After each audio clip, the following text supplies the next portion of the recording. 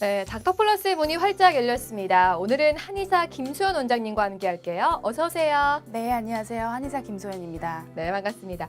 자, 오늘 어떤 주제에 대해서 한번 자세히 이야기 나눠볼까요? 네, 오늘은 안면홍조에 대해서 알아보려고 합니다. 네. 요즘처럼 찬바람이 불면 안면홍조는 더욱 심해지는데요. 한 번 증상이 나타나면 오래 지속되어 붉은 얼굴 때문에 민망해지고 오해를 받는 경우가 많죠. 그래서 안면홍조는 질환 자체가 주는 불편함보다 붉은 얼굴로 인한 오해 때문에 정신적인 스트레스를 받는 병이기도 합니다.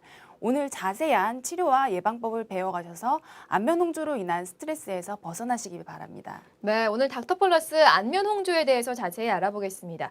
한때 미스 홍당무란 영화에서 공효진 씨가 안면 홍조증이 있어서 굉장히 좀 재미난 캐릭터를 이렇게 연기했었잖아요. 그것처럼 많은 분들이 이 안면 홍조 때문에 굉장히 스트레스를 많이 받고 계시다라고 들었는데 오늘 이 시간을 통해서 많은 정보 알아가시면 좋을 것 같습니다. 자, 먼저 안면 홍조가 어떤 건지부터 자세하게 정의 내려볼까요? 네, 안면홍조는 온도나 감정의 변화에 의해서 얼굴이 쉽게 붉어지는 것으로 그 붉어짐이 오래 지속되는 경우를 말합니다. 네. 피부에 있는 혈관은 자율신경 조절로 인해서 수축과 확장을 반복하게 되는데요. 긴장을 하거나 흥분을 하면 자율신경이 자극을 받아 혈관이 늘어나고 늘어난 혈관을 통해서 더운 혈액이 피부에 과도하게 몰리게 되므로 얼굴이 화끈거리고 붉어집니다. 결국 안면홍조는 안면 피부 내 모세혈관이 확장되어 발생하는 만성 혈관 질환이라 할 수 있겠죠. 근데 이렇게 얼굴에 홍조, 그러니까 빨개지는 이유가 대체 뭘까요?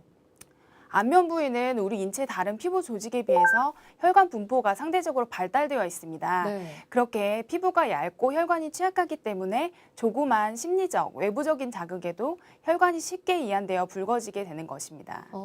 근데 얼굴에 나타나는 게 주 증상이긴 하겠지만 혹시 다른 부위에도 홍조가 나타나는 경우도 있을까요? 네, 그렇습니다.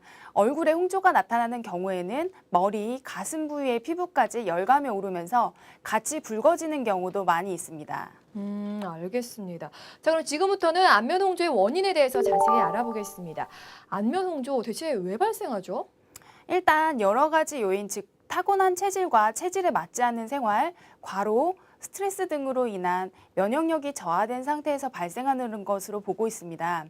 안면홍조는 피부에 관련된 질환이지만 한의학적 관점으로 볼 때 안면홍조가 발생하는 원인은 체질적인 문제와 내부 장기의 부조화 등 우리 인체의 전반적인 문제에 기인합니다.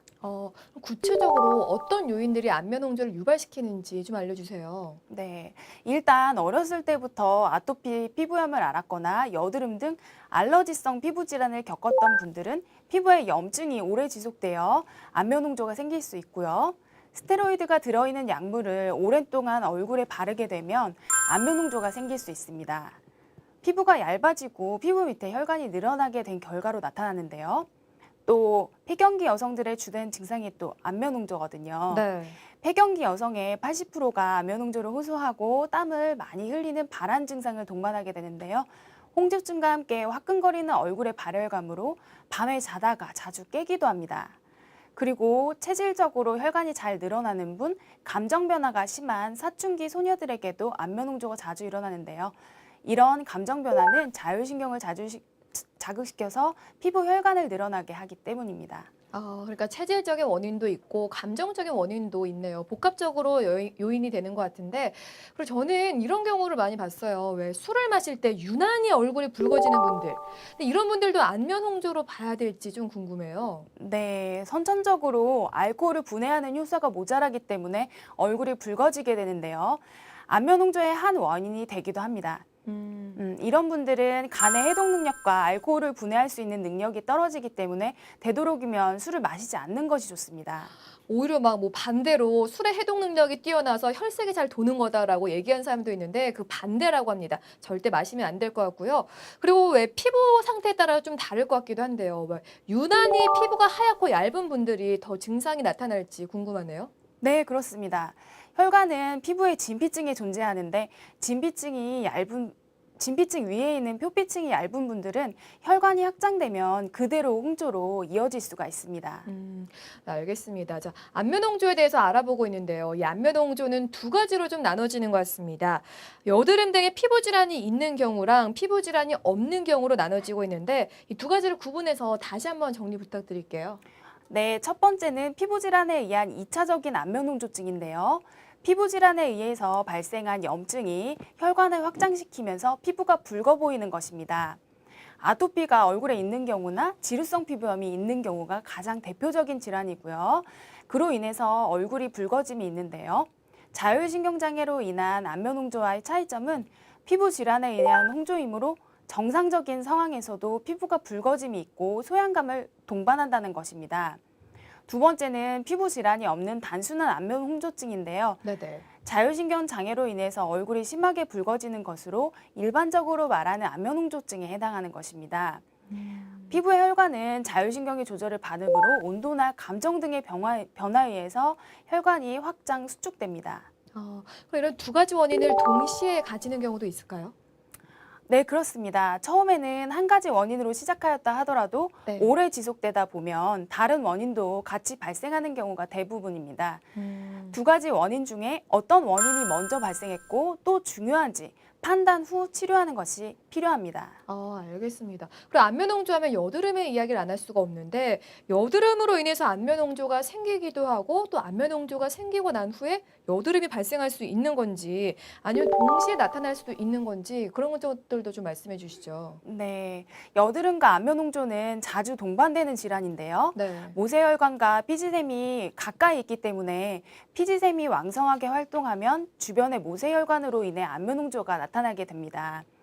여드름 환자 중에서 홍조 증상이 있는 경우 피부가 매우 예민하고 피지 분비가 많은 것이 특징이며 얼굴에 붉은 기운이 많이 도는 경향이 있습니다.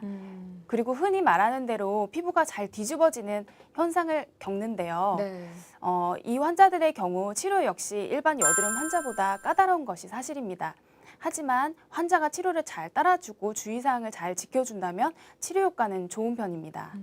그럼 그 치료는 어떻게 할까요? 여드름 치료를 먼저 하고 안면홍조를 치료할까요? 아니면 동시에 같이 할까요? 이러한 경우 일반적으로는 여드름 치료를 선행한 후에 홍조 치료를 하게 되는데 네. 여드름의 원인인 상체에 열이 몰리는 증상을 치료하고 나면 자연스럽게 홍조가 좋아지기 마련이거든요. 또 여드름 자국들이 몰려 있어서 홍조로 보이는 경우도 있는데 이런 경우에는 여드름 자국 치료를 하면 혈관이 손상된 것이 자연스럽게 회복되면서 피부톤이 균일해지므로 얼굴이 붉어지는 증상도 한결 나아지는 것을 느낄 수 있을 것입니다. 그러니까 여드름 치료를 받으면 안면홍조 증상도 한결 나아지겠네요. 네. 알겠습니다. 자, 증상 이야기를 좀 더 자세히 해볼게요. 안면홍조는 피부의 붉어짐만이 증상일지 아니면 혹시 다른 증상도 동반되기도 할까요? 네, 다른 증상도 나타납니다. 네. 얼굴에 강한 화끈거림이나 가슴 두근거림 등이 동반될 수 있으며 홍조는 머리부터 시작해서 목, 가슴 등 아래 방향으로 퍼지게 되어 있고요. 차갑고 끈적끈적한 땀, 머리의 압박감 등 불쾌한 느낌도 동반될 수 있습니다. 또 심장 박동이 빨라지면서 가슴이 답답하고 숨이 막히는 증상 등이 동반되기도 합니다. 이런 증상이 나타난다면 그럼 안면홍조가 좀 심해지면 공황장애 같은 다른 문제도 발생할 수 있겠어요? 직접적으로 안면홍조가 공황장애를 일으킨다기보다는 네. 공황장애 환자나 안면홍조 환자들 모두 교감신경이 과도하게 활성화되어 있는 경우가 많아서 동시에 나타나는 경우가 많고요. 두 가지를 비교를 해보자면 공황장애 환자의 증상이 훨씬 더 심한 경우라고 말할 수 있습니다. 그렇군요. 그리고 이 다른 피부 질환과의 연관성은 어떨지 궁금한데 피부 질환으로 인해 안면홍조가 생길 수는 있긴 하지만 혹시 안면홍조로 인해서 다른 피부 질환이 생길 수 있을지 좀 걱정돼요. 안면홍조 증상이 심하거나 오래 지속되는 경우는 다른 질환으로 발전할 가능성이 많아서 꼭 치료가 필요합니다. 네. 안면홍조가 심한 경우에는 모세혈관이 눈에 보일 정도로 늘어나서 거미줄처럼 볼이나 이마, 턱, 코와 같은 부위에 나타나게 되고 이렇게 나타나면 안면홍조증이 더욱 악화되었다고 볼 수 있고요. 안면부에 과도한 열감이 몰리게 되면 피부가 건조하고 예민해짐으로써 코와 코 주변의 피부가 울퉁불퉁하게 나타나는 이른바 딸기코, 주사비라고 말하는 증상이 나타날 수 있습니다. 또 여드름을 유발시키기도 하고 수동냉증, 소화불량, 불면증 등이 동반되는 경우도 많이 있고요. 신경과민이나 불안, 우울증 등을 동반할 수 있는 질환입니다. 아, 참 얼굴에 나타나는 증상도 문제지만 이것으로 인해서 이런 정신적인 스트레스까지 받는다는 게 가장 큰 문제라서 꼭 치료를 받아야 되는 질환인 것 같아요. 그렇죠? 네, 그렇습니다. 안면홍조는 누구에게나 쉽게 나타날 수 있는 증상이지만 빈도가 작고 홍조가 쉽게 가라앉지 않는다면 스트레스로 대인관계를 기피하게 되고 자신감이 떨어져 태도가 위축되는 등 정신적인 문제로 연관되기도 하는 질환이기도 합니다. 또 증상 정도가 심한 경우가 아니더라도 대인기피증이나 심리적인 위축 등이 이어진다면 치료가 꼭 필요하고요. 심해져서 소양감이나 피지 분비량 증가 등의 증상이 유발된다면 2차적인 다른 질환으로 이어질 수 있기 때문에 피부 손상을 가져올 수 있어서 꼭 치료가 필요합니다. 네, 꼭 정말 치료가 필요한 질환일 것 같은데 한의학에서는 어떻게 치료하게 될지 궁금하네요. 네, 한의학에서의 치료의 기본은 한약 치료입니다. 개인의 체질과 증상을 고려해서 약재를 정성껏 다려 인체에 부족한 기혈을 보충해주고 저하된 면역력을 회복시킬 뿐 아니라 안면홍조의 근본적인 원인을 제거하는 것이 중요합니다. 또 환을 통해서 외부로 배출되지 못하고 피부에 쌓여있는 독소와 열기, 염증 등을 배출시켜주는 치료를 하고 있고요. 피부의 재생력과 순환력을 높여주는 한약재를 추출한 약액을 개인의 체질과 증상에 따라 경락과 경혈에 주입하고 빠른 치료 효과를 유도하고 있습니다. 약액을 주입하는 치료가 동반된다라고 하셨잖아요. 네. 이런 약침이 레이저 치료에 비해서 갖는 장점은 뭘까요? 약침은 순수한 한약재에서 추출하기 때문에 내성이나 습관성, 중독성이 없이 안전하게 사용할 수 있습니다. 또 약침과 함께 침치료도 하는데요. 기혈이 운행하는 통로를 경락과 경혈이라고 하는데 이러한 경락과 경혈을 자극하는 침치료는 피부에 쌓인 독소와 염증을 배출하고 피부 재생을 유도해주는 부작용이 적은 치료라 할 수 있습니다. 네, 안면홍조를 치료하는 다양한 방법들이 있는 것 같습니다. 자, 이렇게 침 치료에 의해서 또 어떤 한방 치료 방법이 있는지 말씀해 주시죠. 네, 정체되어 순환장애를 발생하는 혈액들 또 그 노폐물을 어혈이라고 말하는데요. 네. 사열 치료를 통해서 홍조 부위에 어혈을 배출시키고 염증과 독소를 배출시켜서 정상적인 피부 세포의 재생을 유도하기도 하고요. 화학 자극이나 약물을 사용하지 않는 한방 스킨케어 치료도 있고요. 안면홍조는 피부가 호흡을 하지 못하기 때문에 피부의 호흡 기능을 되살리는 근본적인 치료 방법으로 자연 치유력을 상승시켜 치료와 예방할 수 있는 힘을 길러줍니다. 마지막으로 스테로이드, 방부제, 색소 및 인공 향료가 포함되지 않은 안전한 외용제를 이용한 치료도 행해집니다. 역시나 치료법 아주 다양합니다. 자, 안면홍조 괴로워하시는 분들 많이 계실 것 같은데 더 큰 문제는 혹시 걸릴까 봐 걱정이 되신 분들 많이 계실 것 같거든요. 예방 방법 같은 거 있으면 좀 말씀해 주세요.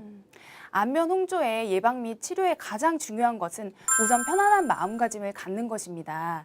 화가 나거나 흥분하면 혈관이 확장되면서 얼굴이 붉어지기 때문인데요. 또 식습관 개선 또한 필요한데요. 맵거나 짠 자극적인 음식은 교감신경을 활성화시켜서 혈관을 확장시키기 때문입니다. 술도 혈액순환을 빠르게 하고 혈관을 확장시키는 대표적인 음식이기 때문에 피하는 것이 좋으시고요. 겨울철 바깥에 있다가 실내로 들어갈 때는 미리 손으로 볼을 가볍게 비벼서 얼굴 피부 온도를 높여주면 도움이 될 수 있습니다. 외출 시에는 반드시 자외선 차단제를 바르고 마스크를 착용하여 자외선에 의한 탄력 섬유 파괴를 피해야 하고 꾸준히 여드름 치료를 해주는 것도 중요합니다. 갑자기 뜨거운 곳에 가면 혈관 확장이 심하기 때문에 뜨거운 찜질방이나 사우나를 자주 가는 것도 피하는 것이 좋고요. 스테로이드 성분의 연고도 장기적으로 쓰지 않는 것이 좋은데 스테로이드 연고는 단기간의 효과를 볼 수는 있지만 오래 쓸 경우에 피부를 얇게 만들어 증상을 오히려 악화시킬 수 있기 때문입니다. 쭉 들어보니까 다른 피부 질환에도 다 좋은 방법들인 것 같습니다. 어렵지 않은 수칙들이니까 꼭 지키셨으면 좋을 것 같고요. 앞으로는 더 이상 미스 홍당무로서 스트레스 받는 일 없으셨으면 좋겠습니다. 닥터플러스 오늘 안면 홍조에 대해서 자세히 알아봤습니다. 원장님 고맙습니다. 네, 감사합니다.